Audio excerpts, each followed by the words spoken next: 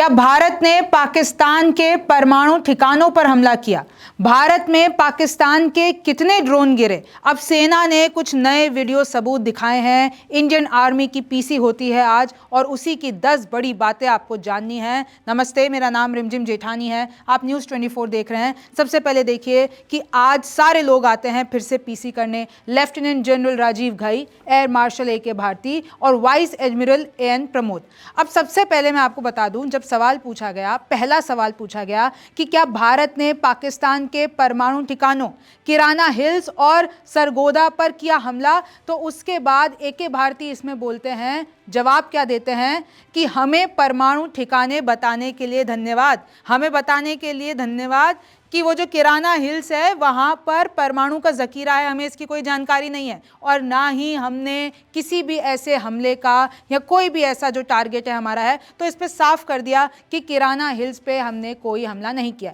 फिर एक सवाल पूछा गया, कितने विमान दोनों तरफ से इस्तेमाल हुए? सवाल पूछा गया कि भाई ये एक लंबे वक्त के बाद इतना बड़ा संघर्ष हुआ और कितने हथियार, कितने विमान इस्तेमाल हुए गए, तो इस पे भी सेना का जवाब आया कि टेक्निकल डिटेल्स हम नहीं दे सकते हैं। इस बार ये ज़रूर है कि अलग तरीके की लड़ाई हुई है। भाई दोनों ने अपने एयर स्पेस में रह के लड़ाई की है और आगे भी, हालांकि उसमें बीच में बोलते हैं कि भगवान ना करे आगे लड़ाई हो, लेकिन अगर आगे लड़ाई होती है तो वो भी अलग तरीके की होगी। फिर एक जब सवाल पूछा गया कि भाई हम पाकिस्तान को क्या मैसेज देना चाहते हैं, तो देखिए कैसे एयर मार्शल ए.के. भारती ने रामचरितमानस की पंक्तियां सुनाई। विनय न माने जलधि जड़, भय 3 दिन बीत, बोले राम सकोप तब, भय बिन होए न प्रीत। तो समझदार के लिए इशारा ही काफी। इसका मतलब यह है कि आपको रामचरितमानस में पता होगा कि जब रामचंद्र जी ओशियन से कह रहे थे, बहुत ही काइंडनेस से कह रहे थे कि हमें रास्ता दे दो, तब ओशियन ने बात नहीं मानी, समुद्र ने बात नहीं मानी। लेकिन जब गुस्सा आया श्री राम को, तो फिर उसके बाद देखिए, तब भय बिनु होए न प्रीति, यानी जब उनको गुस्सा आया तब समुद्र ने जाके माना, यानी भय में माना। तो कहीं ना कहीं उन्होंने लास्ट में ये कहा कि ये समझदार को इशारा ही काफ़ी है। फिर ए.के. भारती जो एयर मार्शल है वो कहते हैं कि चाहे वे तुर्की के ड्रोन हो, चाहे वो चीन के ड्रोन हो, चाहे वो कहीं के भी ड्रोन हो, हमारा काउंटर यूएस सिस्टम, हमारे प्रशिक्षित एयर डिफेंस ऑपरेटर पूरी तरह सक्षम है और हमारे देश के पास काउंटर यूएस सिस्टम की स्वदेशी क्षमता है। अब देखिए सेना ने कुछ तस्वीरें भी दिखाई हैं कि किस तरीके से पाकिस्तान ने जो भारत पर हमले करने की कोशिश की, वो कैसे भारत ने निरस्त कर दिए और उसके सबूत यहाँ पर दिखाए गए हैं। Loiter munitions and unmanned aerial system, यानी ये सब भारत की धरती पे दिखाया गया है कि कैसे पाकिस्तान ने हमले किए। कुछ और तस्वीरें दिखाई गई हैं, ये देखिए, लाइकली लॉन्ग रेंज रॉकेट्स इस्तेमाल किए गए हैं और सेना ने ये बताया है कि ये जो भी पाकिस्तान इस्तेमाल कर रहा है ये सब तुर्की से मंगाया हुआ है, ये सब चाइना से मंगाया हुआ है। ये देखिए, ये तस्वीरें दिखाई गई हैं। Likely PL-15 LR air to air missiles use की गई हैं और ये भारत में आके गिरी हैं। हमने इनको निरस्त किया है, आप देख सकते हैं, इनकी रेंज देखिए। तो ये सब हमले करने की कोशिश की है, रेस टू द ग्राउंड, यानी जितने भी हमले किए गए हैं वो सब हमने ग्राउंड पर, ये देखिए ये मलबा मिला है ड्रोन का, किस तरीके से हमने पाकिस्तान के सारे हमले निरस्त किए। फिर जो लेफ्टिनेंट जनरल राजीव घई है, उन्होंने ये बोला, जो दूरदर्शा आपने पहले और कल पाकिस्तान एयरफील्ड की देखी थी और एयर मार्शल की प्रस्तुति में आज भी देखी गई, हमारे एयरफील्ड हर प्रकार से ऑपरेशनल है। क्योंकि पाकिस्तान ये दावा कर रहा है कि भाई हमने भारत के एयरफील्ड को नुकसान पहुंचाया है, ऐसा कुछ नहीं है। जबकि हमने क्या नुकसान पहुंचाया है पाकिस्तान के एयरफील्ड पे, उन्होंने तस्वीरें दिखाई। रहीम यार खान एयरबेस, इधर लिटरली एक गड्ढा हो गया है। इनका जो पूरा रनवे होता है वो भारत ने अपने हमलों में ध्वस्त कर दिया है। ये देखिए, जो अभी वक्त सबसे ज़्यादा चर्चा में है, एक ये रहीम खान एयरबेस की दूसरी तस्वीर देख लीजिए कि कैसे वहाँ पर मलबा है। और जो दूसरा सबसे अभी चर्चा में है वो है नूर खान। आप देखिए, ये तो नक्शा है, मैं आपको बाद में समझाऊंगी, लेकिन मैं आपको पहले नूर खान एयरबेस दिखाना चाहूँगी। हमले की वीडियो दिखाई है और ये साइड में मैं आपको वीडियो दिखा देना चाहती हूँ। ये तब की तस्वीर है जब हमने नूर खान एयरबेस पर पाकिस्तान के हमला किया। और नूर खान एयरबेस को स्ट्रेटेजिकली बहुत इंपॉर्टेंट माना जाता है न्यूक्लियर वेपन्स के लिए। तो कहीं ना कहीं ये भी बोला जा रहा है कि भाई भारत ने कहीं नूर खान एयरबेस पे हमला करके कहीं वहाँ पर उनके जो परमाणु अड्डे हैं उन पे तो टारगेट नहीं था। इसके बारे में हम बाद में बात करेंगे। अब देखिए एक नक्शा दिखाया गया आर्मी की तरफ से कि ये देखिए आपको इंडिया का मैप दिख रहा है, ये पाकिस्तान है और ये लाइन है, ये बॉर्डर है। तो हमने पाकिस्तान में ये 1 2 3 4 5 6 7 8 9 10 11 12 13 जगह हमले किए हैं। और इसमें आप नोट कीजिए कि हमारा हमला कराची भी गया है, हमारा हमला इस्लामाबाद भी गया है, हमारा हमला लाहौर भी गया है। ये जितने भी आपको रेड मार्क्स दिख रहे हैं ये सब हमने हमले किए हैं, यानी भारत ने कराची, इस्लामाबाद और इन सारी जगहों पर हमले किए हैं। नक्शे में बता दिया गया है आईएएफ की तरफ से। तो देखिए एक और मैं आपको बात बताती हूं। जब बात हो रही थी पीसी में, लेफ्टिनेंट जनरल राजीव घई ने जब अपना एक किस्सा बताया, बचपन का एक किस्सा बताया, और उसी बीच में वो बोलते हैं कि कोहली मेरे भी फेवरेट क्रिकेटर हैं। इन्होंने ये क्यों बोला? सबसे पहले 1970 का एक किस्सा बता रहे थे और ये मैसेज देने की कोशिश कर रहे थे पाकिस्तान को। लेकिन उसी बीच में उन्होंने ये बात कही कि देखिए अभी हमें क्रिकेट की बात नहीं करनी चाहिए। और आज इन्होंने कहा कि मैंने देखा कि विराट कोहली ने रिटायरमेंट लिया है और वो मेरे फेवरेट क्रिकेटर हैं। फिर उन्होंने एक किस्सा सुनाया प्रेस कॉन्फ्रेंस में। आखिरकार ऑस्ट्रेलिया के गेंदबाज जेफ थॉमसन और डेनिस लिली का जिक्र क्यों किया, तो मैं आपको बता देती हूं कि वो किस्सा क्या था। तो लेफ्टिनेंट जनरल राजीव घई ने ये कहा, targeting our airfields and logistic is way too tough. और ये कैसे टफ है उन्होंने समझाने की कोशिश की। फिर उन्होंने विराट कोहली का जिक्र किया। फिर उन्होंने कहा कि 1970 में जब during the Ashes between Australia and England 2 Australian bowlers, जिनका नाम लिया गया है इधर बाकायदा, वो एक दूसरे के खिलाफ खेल रहे थे। तो उन्होंने ये जो वर्ड्स का इस्तेमाल किया है, ashes to ashes, dust to dust, if Thommo don't get ya Lillee must.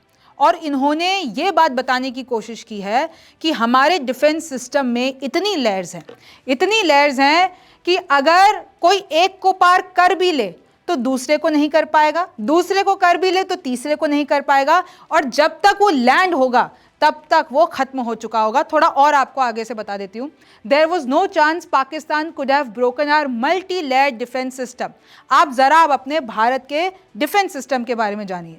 इन्होंने ये बताया है multi layered counter drone and air defence system. आप ये लेयर्स देख रहे हैं, वो इंटरनेशनल बॉर्डर है और जो ये पूरा का पूरा रेंज है ये 200 किलोमीटर का है। और आकाश तीर अगर आप देखते हैं और अगर आप इसमें ये गोले देख रहे हैं, डिफरेंट लेयर्स हैं। First layer, second layer point air defence, third layer medium range surface, fourth layer long range surface.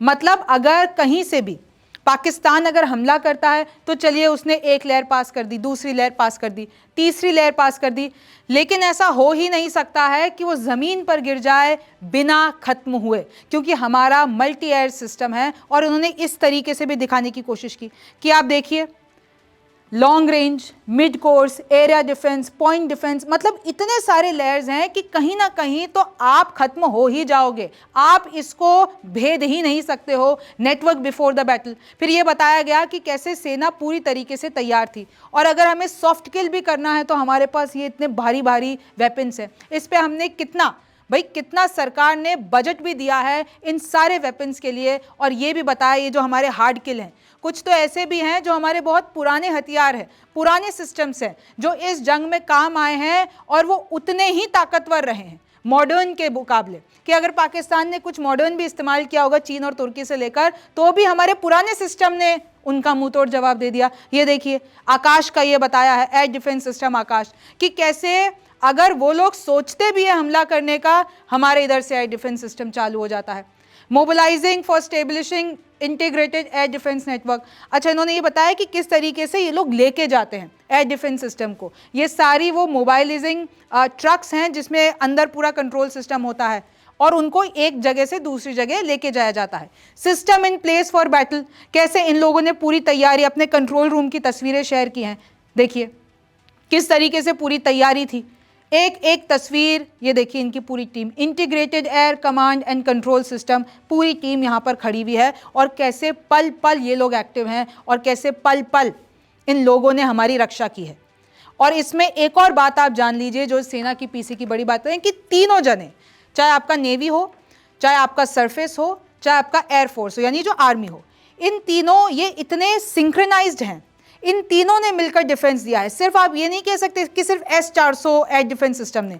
अगर आप नेवी की बात भी कर लेते हैं तो किस तरीके से लगातार नेवी ने डिफेंस दिया है, फ्लीट एयर डिफेंस, और ये पूरा बताया गया है कि चाहे थल हो, जल हो, नल हो, इन तीनों जगह हमने किस तरीके से हम खड़े रहे, हमने मुंह तोड़ जवाब दिया, हमने दुश्मन का खात्मा किया। और तो और मैं कुछ आपको और डिटेल्स देना चाहूँगी, कुछ एक दो चीज़ें और कही गई सेना की तरफ से कि भाई भारत ने आतंकवाद पर हमला किया। हम नहीं चाहते थे कि पाकिस्तानी आर्मी पे हम हमला करें, और ना हमने किया, ना हमने सिविलियंस हमारे टारगेट थे, लेकिन चलाकर पाकिस्तानी आर्मी इन्वॉल्व हुई और इसके लिए हम जिम्मेदार नहीं हैं।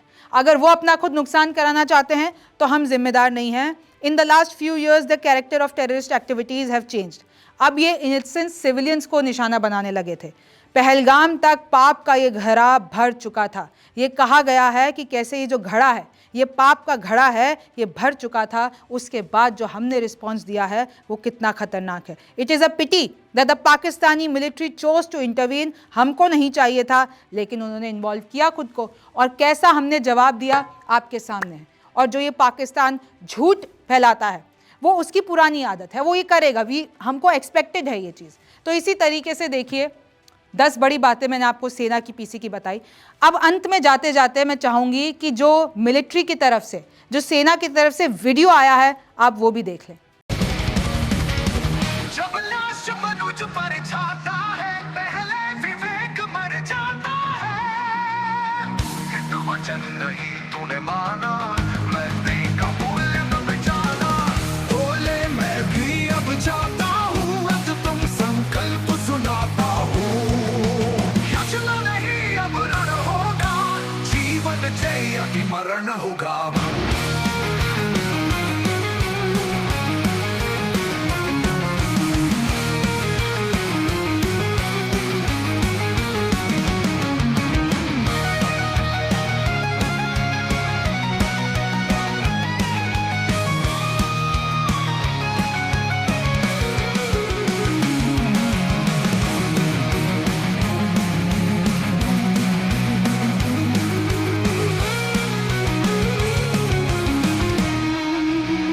जब नाश मनुज पर छाता है, पहले विवेक मर जाता है।